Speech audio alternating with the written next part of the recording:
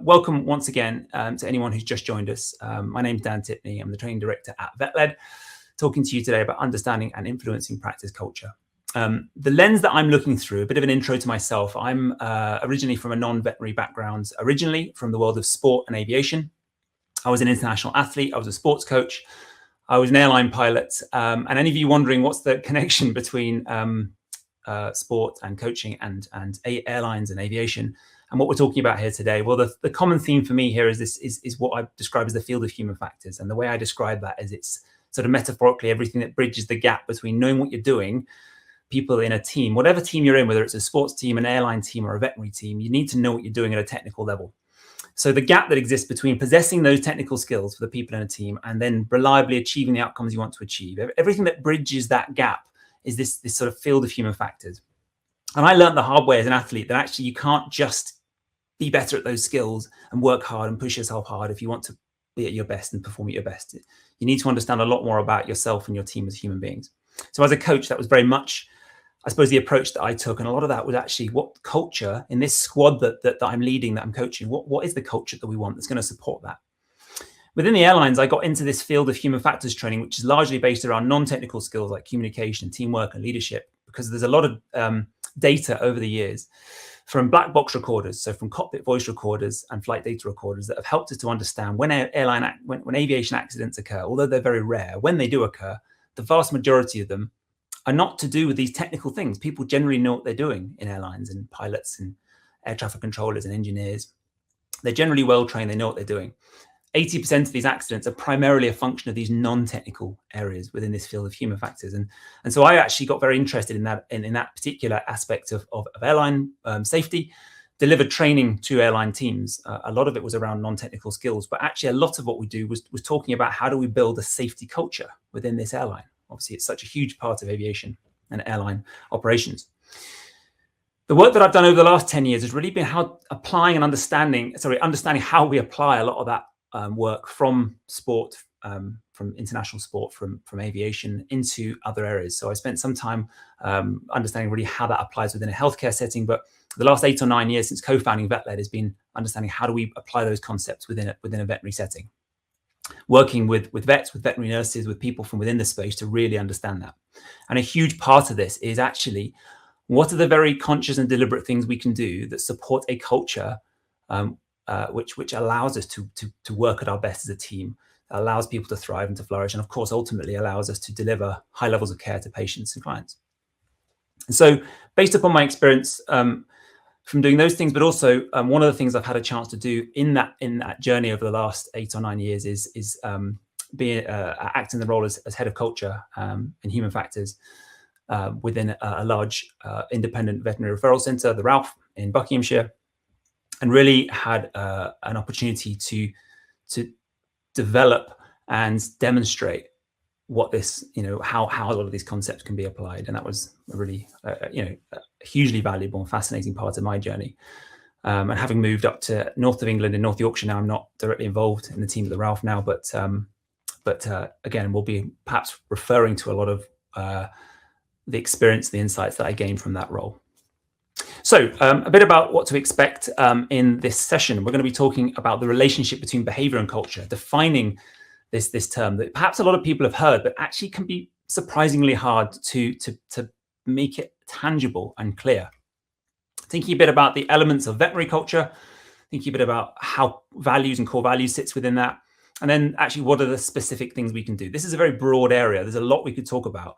We can't cover it all, but I'm going to do the best I can to kind of give you some sort of tips and some starting points. And just thinking about some of the unique challenges and how this fits in with leadership tools. Now, one of the examples I often use whenever I'm talking about a lot of the work we do is this concept of how much of the areas of discussion within the field of human factors that I mentioned, which is the basis of the work we do at VetLed. A lot of this stuff can kind of seem obvious, especially when we're talking about things like communication and leadership and teamwork. And in fact, when you look at examples of accidents that have occurred that have led to a lot of the work that has been done, it might also seem kind of obvious when you think about what possibly should have happened. So I'm going to give you an example of an aviation story now to illustrate what I mean. There's an example of an event that occurred on a runway in Tenerife in the late 1970s. And I'm going to share a statement with you and see what you think about this. If you're about to take off in thick fog, so it's a really foggy day, you've got about 100 meters visibility, do you think it sounds obvious to say that you should confirm whether or not the runway ahead is clear? And there's no trick questions. Does that sound like a sort of seemingly simple, apparent statement? And a lot of the time when we do workshops, people sort of nod their heads and think there's a trick coming, and there really isn't. This was an event that occurred, a tragic event that occurred on a runway in Tenerife in the late 1970s, where there was a collision involving two aircraft on a foggy day. Now, without going into lots of details about the technicality, if you were to ask the captain of that aircraft, the one that made that decision to take off, should you have made sure the runway's clear? Of course, that very experienced, competent, highly regarded, highly trained individual would have said yes. But the question wasn't what they did and who did it. The question is why. And what we learned from events like this, from the black box recorders, the cockpit voice recorder in particular, was that actually the contributing factors to this event were not a lack of technical skill or knowledge. There were things to do with communication and whether or not the co-pilot, the more junior pilot, was able and willing to speak up. The influence of stress and time pressure, the confusion that occurred because of limitations about how we process information and the biases that lead to our decision making, and the use of very particular language between the air traffic controllers and the pilots. All these things sound obvious, but actually it's only with this insight that we can do anything about them. And a huge factor was the culture in not just that airline, but the whole aviation profession at the time. One where captains generally told people what to do and everyone else just did what they were told. And there wasn't this idea that that speaking up is really important for flight safety, even though now it might sound kind of obvious. So those things were learnt from events like this. However, the next question is, okay, so we now know that in making sure that people are equipped with the skills to speak up and feel able to speak up is important. We know that doing all these things, so we had a kind of a sense of what we can do to address these underlying safety issues that present risks such as this one. But the next question is this: is simply knowing always enough? Was simply knowing that actually it's important for airlines to really promote the ability, the skills, and the environment in which people can speak up and share critical information, such as whether the runway's clear? Yes, knowing is important, but it's not enough. And the reason for the picture of the bottle there is that this illustrates an example of how knowing isn't always enough. In the United Kingdom in 1966, there was a law that was introduced that said it's illegal now to be intoxicated by alcohol and drive a vehicle. Now, 13 years later, they looked at some information and they found that there was a total of over 31,000 deaths and serious injuries as a result of drink driving in the UK. So 13 years later, actually, it was still happening a lot, even though people knew. They were communicated the risks, they were told why it's not a good idea, and they were presented with information around what the consequences would be if they're caught. Now, that research was repeated year on year, and when we look at the numbers from 2014, so many years later, that number had dropped from just over 31,000 to about 8,000. Even though there were significantly more cars on the road, the number of deaths and serious injuries as a result of drink driving had dropped to 8,000 from just over 31,000. So it's obviously nearly a quarter, or nearly a 75% reduction. The question is what had changed? The knowledge was largely the same. People still knew it was not a good idea. They understood, most people understood the risks, the consequences, the punishments. Actually, although the fines had gone up with inflation, were largely comparable. What had changed? And actually, when you ask many people, what was the difference between perhaps the 1970s and the 2010s and onwards? It was the culture. In the UK, it was no longer culturally normal, or generally for the majority of people, the majority of time considered acceptable to drink significant amounts of alcohol and step behind the wheel of a car. That was, for the majority of people, not now considered normal in the way perhaps that it was. Norms and the behavior of other people affects the behavior of other people more than anything else. So this idea of the role of culture is so fascinating, because having the information alone is part of the picture, but it's not enough in itself. There's a little diagram that we often use at VetLed that tries to sort of illustrate performance. When we talk about performance, perhaps we're talking now about the performance of a team. So like the performance of a sports team, the performance of an airline team, the performance of a veterinary team. Now, performance is often a function of behavior. What people do or don't do in a given moment is often what contributes towards how well that team perform. And behavior is often influenced by all these other things, skills and knowledge, how much people know, their technical skills and their non-technical skills. the health and well-being, how fit, how people are feeling and functioning, and of course, how that affects people's ability to do what they do. The systems and processes, stuff they're provided with, the design of the environment, the facilities, the equipment, it's all very well to say to people, don't forget, like, for example, or make sure that you're doing the right procedure on the correct patient. But actually, evidence over the years has helped us understand that the use of checklists prior to induction of anesthesia and surgery can massively reduce the risk of adverse events. So having the tool, the system, the process that helps to influence the behavior, which is to remember to do the right thing, ultimately will affect the performance. The reason that culture surrounds all that is because, using checklists as an example, we know that there are plenty of examples from human healthcare and from veterinary medicine where checklists exist in practices. The evidence for the use of them is very strong, in the same way that the evidence for not drinking alcohol before driving is very strong, the same as evidence for putting a seatbelt on is very strong. Having a checklist, though, doesn't often directly indicate whether or not it will be used. That is often determined by the culture. Is it the norm in that practice for people to use the checklist? Or is it generally there that's something that people say, well, yeah, it's there, but we don't tend to use it, or we only use it when we're being watched? Because if that's the case, it's a bit like the seatbelt that doesn't get worn. It's unlikely to influence behavior on a day-to-day basis that has a likelihood of therefore improving performance and safety. So culture is affecting everything. And if you think about the interaction between skills and knowledge, health and well-being, systems, processes, behavior, and culture, they're all affecting everything all the time. This is a really complicated topic. And at the same time, the norms and the culture in an organization will affect everything that happens. But what do we really mean by this term culture? Because sometimes we hear this word and think, well, it's about perhaps it's a community-based thing. Yeah, the cultures that exist in different communities, whether it's religious communities or geographical communities. Some people think about culture as being cultural, to go to the theatre. Some people think about culture very much on a sort of based upon states or countries, the identity that we get from different cultures in different parts of the world. But then, of course, there's the example I used earlier, the aircraft, the collision on the runway. What was the culture in that cockpit? Not just in that airline, but what had the culture had emerged in that cockpit? What were the norms that existed in that airline across, or perhaps the culture across the whole of aviation, that contributed towards what people did or didn't do on that day? Particularly the co-pilot speaking up to the captain when they had a concern whether or not the runway ahead was clear. And the same exists within a veterinary team. What are the norms? So there's lots of ways of thinking about culture, but the way in which we're thinking about it today is very much an organizational sense, the norms that exist within a team, an organization, or perhaps more broadly across a profession, but we're perhaps more thinking about it in the sense of your organization. It's often described in these ways. It's described often as a collection of beliefs or values and methods of interaction that create the environment of an organization. It's often described as the personality of an organization, or a jointly shared description of an organization from within, or the essence, or a shared pattern of basic assumptions. Now, some of these may really resonate. Some of you may be reading some of those thinking, yeah, I really identify with that particular description. And that's really great, because I think sometimes different language, works for different people. The challenge with some of these is they can seem a bit abstract. And you might think, yeah, okay, the essence of an organization, I get what that means, yeah. But what do you do with these descriptions? And that's what I want to build upon. Because your practice culture, yes, is based upon values and beliefs. Absolutely, we're going to talk about that. But most importantly, it's defined by behaviors. It's defined by what people do or don't do. Because behavior breeds behavior. So whether or not people use checklists is going to be largely determined by whether or not other people are seen to use checklists.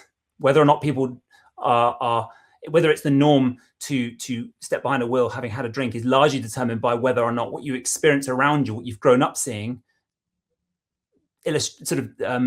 communicates that that's okay. So the behaviors are what lead to culture. Of course, the values and the underlying beliefs contribute towards those behaviors, but it's the behaviors themselves, the collection of behaviors. I love this term. It's what we do when no one's looking. Culture is often, if you can understand what's done, what are the norms, irrespective of whether someone's being watched. They're things that belong to all of us. They're lived by all. And the most common description of culture at an organizational level is this one, the way we do things around here. What is the way we do things around here? And that can relate to 1,000,001 different things, through from whether or not you use checklists before induction of anesthesia, through to or how you use the checklist, through to how we tend to communicate with each other. Is it normal in this organization or is it seen as okay if someone has a disagreement to sort of interrupt someone and sort of and sort of call them out in front of other people in quite an abrupt way? Is that just considered normal, or is it normal to do other things? Is it normal for people to be willing to speak up about their concern for the fact that no one's been able to have a break for 6 hours, not because they're lazy, but because they're really concerned that it's going to contribute to people, not only people making mistakes, but also their well-being? What's the norms in relation to all these different things? And that's depending on what are the way we do things around here. So this is an interesting concept. It's all about behavior. Yes, it is. It's absolutely defined the way we do things around here, not the way we intend to do things around here, not the way that we are told to do things around here, the way we do things around here. And yet, here's the slightly funny thing. We have to kind of forget about behavior, because if we want to influence practice culture, it's not as simple as just saying, okay, well, practice culture is determined by what people do and the way that therefore that influences what other people do and the sort of the viral effect of that almost. Whilst that's true, if we want to positively influence practice culture, we have to look beyond behavior, because if we want to have a culture where, for example, people use checklists or people are curious about the way that someone else has behaved rather than critical, it's quite hard to just tell people to be a certain way. What we need to do is look at the things that contribute towards those behaviors. And that's where it comes generally down to one of these three areas. What are the values that we're clearly communicating and people feel aligned by? And that's actually really important. What are the systems that are in place that actually allow people to behave in ways that are consistent with those values? And what are the things that are being done specifically by people in key roles who have a significant influence that will set the tone? These are three things that we can take a deliberate approach to. But by focusing on the behavior of the whole team and simply by saying this is what we should do and this is what we shouldn't, is unlikely in itself to influence or significantly influence culture. But these three things are likely to influence behavior, and the collective behaviors are what will define the culture. And that's a bit of a funny one, but I think for me, it's so important.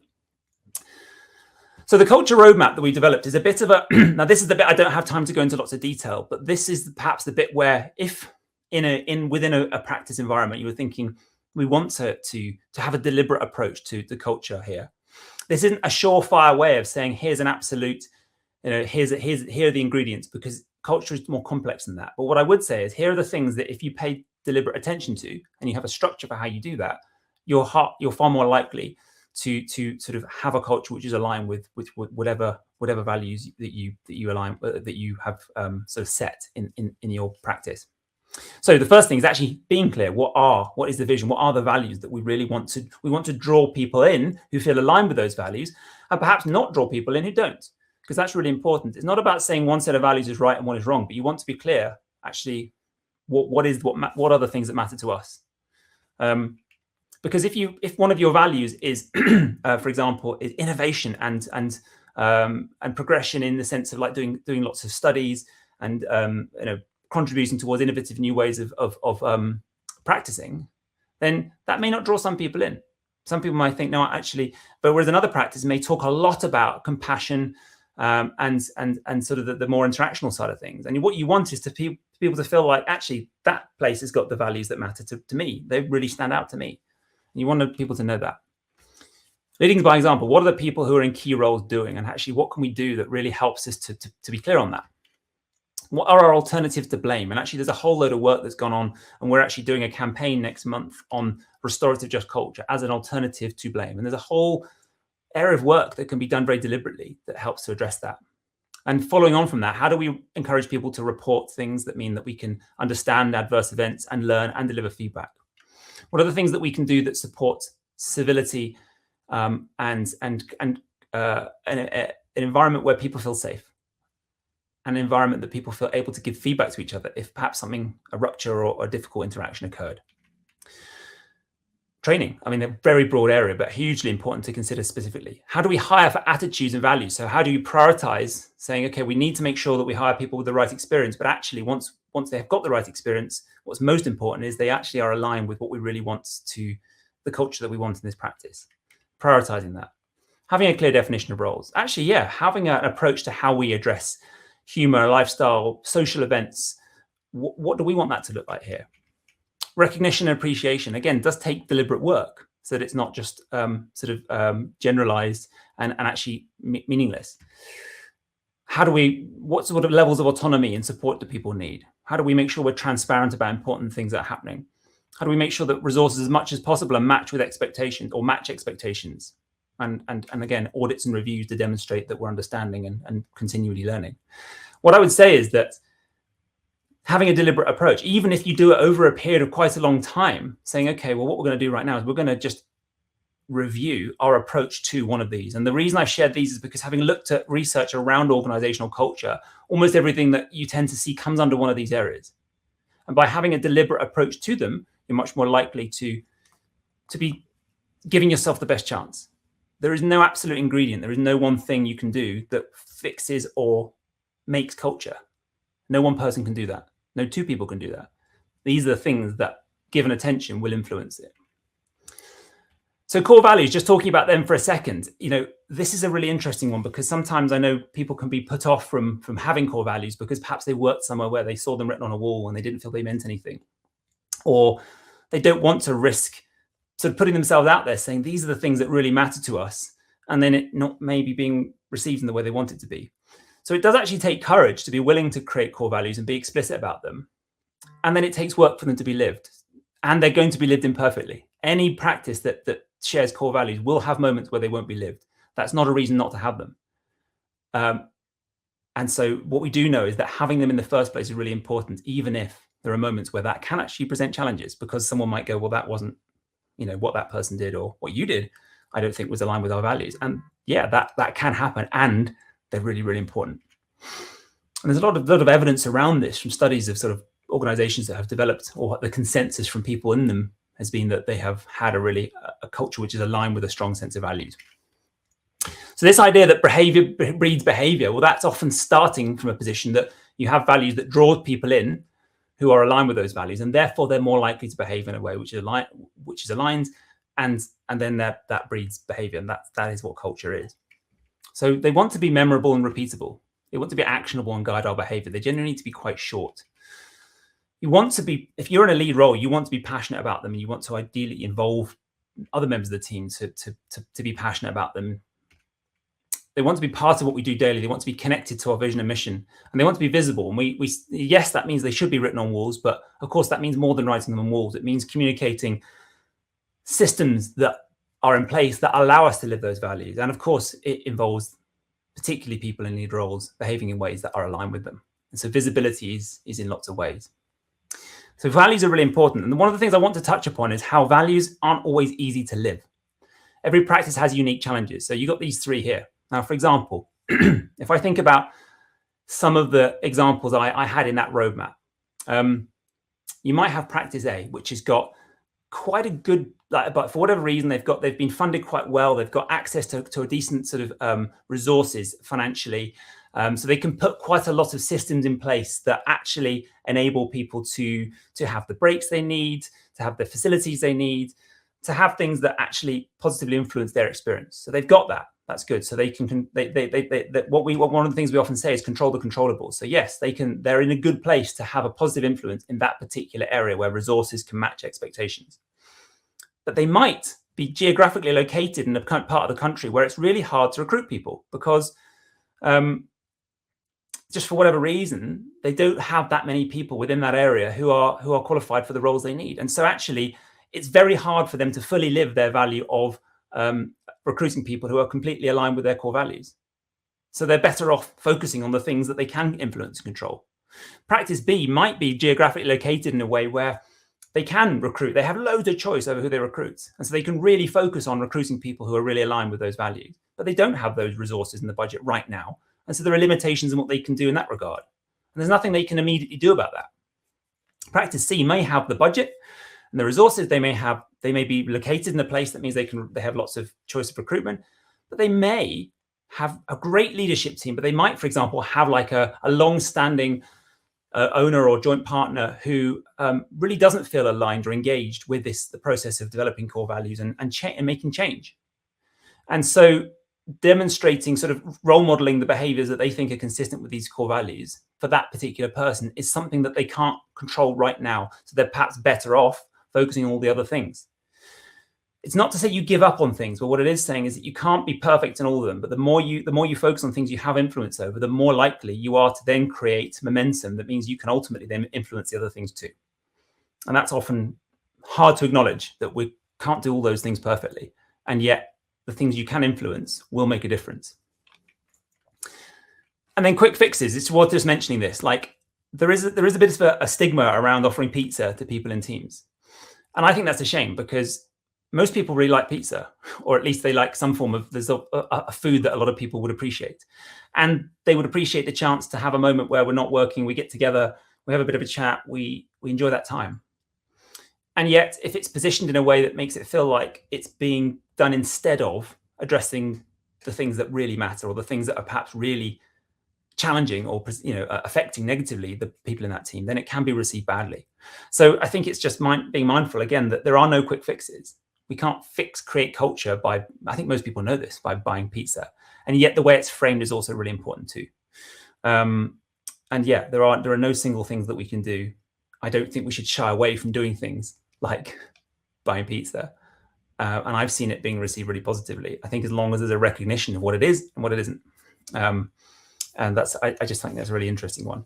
Some of the other interesting things that I've seen, and this actually comes from a model from someone called Steve Denning's written an interesting book called The Leader's Guide to Radical Management, and talks about these these different tools that can be used, particularly for people in lead roles. Now, of course, culture is about a lot more than people in lead roles, but it is important to acknowledge the significance of those roles.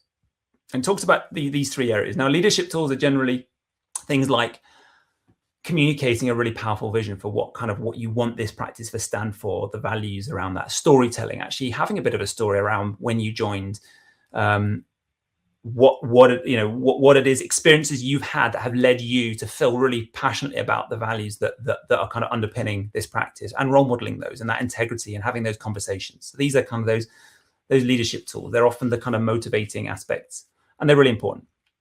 And you've got what are often described as management tools, and there are some overlaps here. So these are the things that provide the means, the policies, the SOPs, the measurement tools, the training, the strategic planning. And yes, perhaps sometimes incentives, disincentives, and again, with caution, and yet a lot of this stuff has its place. And you've got what power tools, which are generally things like coercion, threats, fear, blame, punishment. Now, in these general categories, it's not as simple as just saying actually one is good and one is bad, because one of the risks is that there are examples of places that have been really great, or leaders, lead teams have been great at doing the storytelling and kind of engaging in the why, but actually haven't followed through with the what and the processes, the management tools that are needed. And equally, of course, going in straight with power tools is very damaging in terms of the experience, the well-being, and the motivation, and ultimately the performance of the team. So overuse or early use of power tools, and generally there are very few situations where threats are appropriate. At the same time, knowing that there's a line in the sand. So if someone knowingly causes harm to a patient, of course there should be consequences for that. But of course, being conscious and mindful of how we're using these strategies is really important as well. And that ultimately has a big influence on the culture. But it's not enough in itself. There are things we can also do that take deliberate action. So one of the things we've done at VetLed is we've talked about some key areas of culture, one being kind of around well-being and breaks. Again, it's not as simple as to say if you run what we call a HALT campaign, and that's based upon work that's been done in healthcare, that we've adapted, we've worked with the people that originally developed it.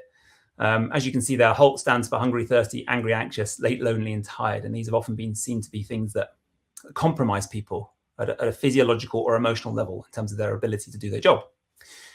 Now, running a HALT campaign in the way that we've offered it doesn't necessarily fix everything, and it's not always easy. And at the same time, what we know is when people have taken that deliberate approach, it provides a basis for which conversations can start, values and a deliberate consideration with how that aligns with the values, systems that can be put in place that allow us to help people to have breaks without necessarily suddenly using magic to kind of create a situation that isn't real.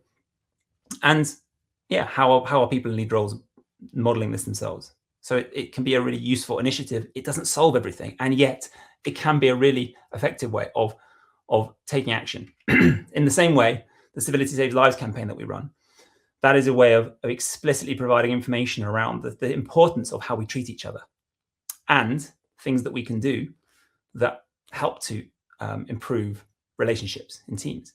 Not through just simply saying, be nice to each other, but actually through saying, when difficult interactions occur, we have methods for providing feedback to each other in a way that enables these events to allow people to learn about each other rather than for ruptures to occur or for ruptures to deepen. And that's something we can do. Also, there's a whole lot of really interesting work around safety culture. There are things we can do that help us to have a safety culture, which is generally by helping us to be more flexible, to having a culture of learning, which makes us open to change, having a culture of reporting, which means people actually, if they're involved in an adverse event, they willingly share that information, and a just culture, which is the alternative to a blame culture. So what are the things we're doing that mean that we focus on why did things make sense to people? What does it tell us about the system rather than who did what? These are all things that we can do. There's guidance and known practices around all these things. But again, ultimately, it comes back to these. How does it align with our values? What are the systems that need to be in place to let them happen? And what do people in lead roles need to do to role model it and get that ball rolling? And what are the things that we can do that give us the best chance of that then becoming the norm, whatever that is? So just to give you some examples of, or an example of something that was said. We've had hundreds of practices involved in our Halt campaign. And I just find quotes like this really interesting. You know, this person said, it's the first time I saw my practice manager take a lunch break in 15 years. And what was really interesting about this example was that that particular practice manager hadn't not been taking lunch breaks because they didn't physically have the time, and they weren't necessarily trying to be a hero. It just had become a habit. And what they recognized was that it took quite a lot of intervention to sort of actually carve out the time, plan the day in a way that made it happen. And of course, they recognized that then they were in a better place. And if they were in a better place, physically and mentally and emotionally, they were obviously more able to support people around them. And that had a positive influence on the culture. But more than anything, the message was, it's okay to take a break. And even, you know, in a lot of practices, even if the provisions are there, the opportunity is there, if people in lead roles are not doing it themselves, it's actually very hard for the rest of the team to do it, because the underlying message is, you're saying it's okay. I know we can physically, but I'm not sure it's really okay. So yeah, and again, it's not to say that it's as simple as that. It's just to give you an example of the sort of things that start to have impacts, knock-on effects, and also acknowledging that there are no quick fixes to any of it, and that culture relates to so many different areas of practice. Another really important question is, can you measure culture? And this is fascinating because it's a bit of a yes and no. There are some really interesting tools that give you a bit of an indication of what might be going on. So, for example, there's something called the Safety Culture Survey, which originated in healthcare, has been validated by the University of Nottingham for use in veterinary practice. And it's a really interesting tool. It's about 30 multiple choice questions with a bit of free text at the end. It takes about 5 minutes to complete. And if you get the majority of a practice to complete it, it's a really interesting tool that gives you an idea of the attitudes and perceptions and the likely behaviors associated with that of members of the team, and the areas that have been found and known to contribute towards the safety culture. So by having that information, you get some insights, but it doesn't tell you what your culture is, because it's a snapshot in time. It's based upon the interpretations of that group of people in that moment, and you may not get everyone to respond. You can do audits, you can do observations, you can do focus group discussions. You can do lots of different things that give you some insights. But the thing is, because culture is the sum total of what everyone does in every moment, and by the way, there's never just one culture. You have a series of subcultures. You may have seen this before. You may have one group of people that the norm tends to be that they work in this way, whatever that might be. For example, when this group of people work together, it's quite normal for one of them, before they administer a medication, to pick it up and show it to the person next to them and say, what's this? Just to confirm that they've picked up the right thing. That's a really positive aspect of safety culture, with people are willing and able, and it's normal to do that. But you add in one person to that group who tends to react a bit negatively when that happens, and they tend to go, why are you asking me? Don't you know what you're doing? And the culture in that group of people in that shift will probably change. So culture is not just one thing, but it's a collection of all of it and how it all adds up, which is why, unless you're observing and measuring every behavior in every moment, and you have some form of software that can compute all that and tell you what your culture is in relation to all the different areas of culture, You can't really fully measure it. You can get information that can start to guide what people's attitudes, perceptions are in relation to the behaviors they see, and therefore ways you can build on that. And so thinking about behavior and culture, then we can either think about it in one of two ways. We can either think about the kind of traditional top down, which is culture is created by the people in lead roles, which isn't wrong. People in lead management, influential or decision-making roles do sort of metaphorically cast a bigger shadow. They influence more people than people who perhaps aren't in those roles. So it is really important what they do. It's just that no single person or no small group of people, no two people can create culture.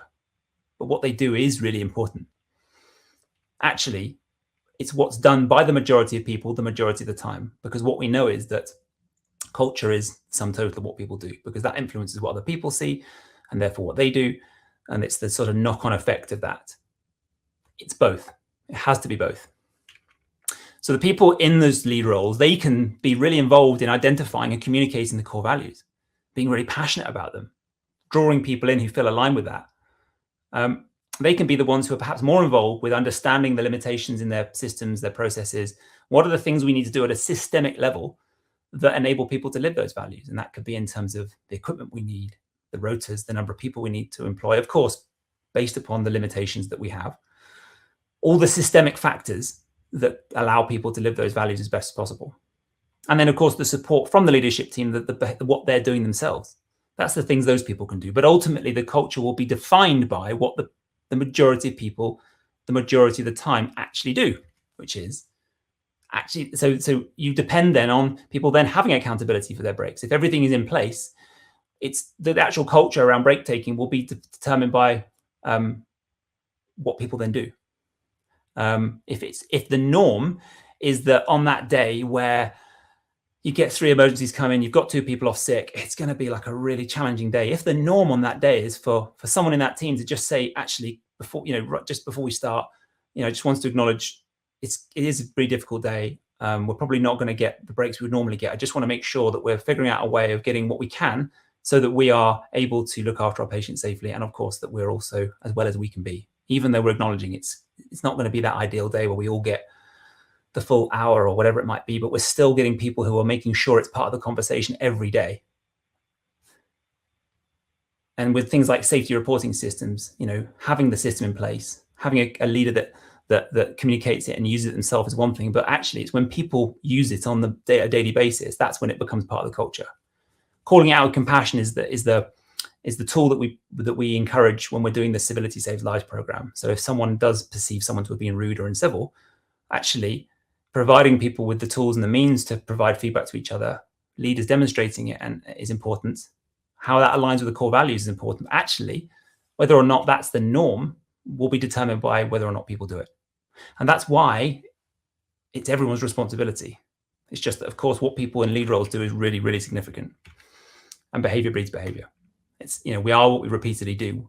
Culture is described as the way things are done around here, not the way we intend to do things, not the way, and then it's not defined by the values. The values contribute towards the behaviors. So I hope in the time we've had that sort of really illustrates the relationship between all these things, how complex it is, but actually what we can do if it's done deliberately. So just in summary, again, the relationship between behavior and culture. It's all about behavior, but we've got to step away from behavior if we want to actually positively influence culture. We've got to be able to define it, but defining it in all those different ways, depending on what resonates for you, but really always coming back to the way we do things around here. The elements of the veterinary culture, that roadmap, what are the things you can influence on that? It's not about a quick fix. It is about making sure that we have those values in the first place and then think about the things we can do that will give us the best chance of living them. And I would often say the majority of the people, the majority of the time, what are the things we can do? So that roadmap is kind of a starting point. Think about the unique challenges. What are the things you can control? And the things you can't, focus on other things that perhaps in the long run will make it easier to control those things. And then think about those leadership tools, the leadership tools, the management tools, the power tools, being aware of how we're using them. And of course, how you can take deliberate steps through campaigns, initiatives, without expecting any one thing to solve everything.